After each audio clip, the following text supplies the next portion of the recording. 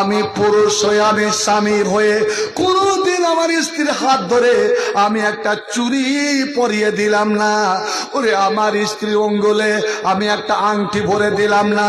আমি কোনদিন আরমান করে আমার স্ত্রীর তাইলাতে আমি মেহেন্দির ছাপ লাগালাম না। যেখানে স্বামী স্ত্রী সব কিছু করতে পারে, আমার নবী হযরতে আয়েশার জাঙে মাথা দিয়ে শুয়ে যেতেন। আল্লাহ হযরতে আয়েশা অনেক সময় বিলি দিয়ে দিয়ে নবীকে ঘুম পাড়িয়ে দিতেন। আর আল্লাহর নবী অনেক সময় হযরতে আয়েশাকে কোলে নিয়ে বসে যেতেন। একদিন কোলে নিয়ে বসে আছেন, আম্মা জান আয়েশা বলছে, ওয়া রাসা, হুজুর আমার মাথা গেল, আমার মাথায় প্রচন্ড ব্যথা। এবার আল্লাহ নবী বলছেন, আয়েশা রে, এই যে তোমার মাথায় ব্যথা আরম্ভ হলো, শোনো।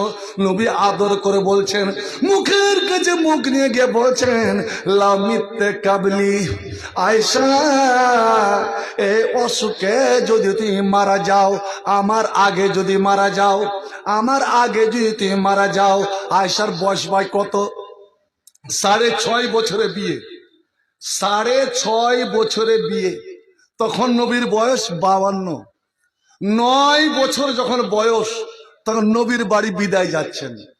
আর 18 বছর বয়স যেদিন পূর্ণ, তো নবী মারা যাচ্ছেন, অর্থাৎ বিধবা।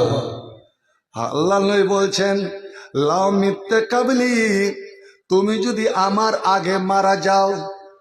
আয়েশা কিন্তু নবীর দিকে তাকাচ্ছে না, মনে মনে বিষাইছে, আচ্ছা তাহলে নবী আমার মরণ চাইছে। হ্যাঁ, আমি কি করব?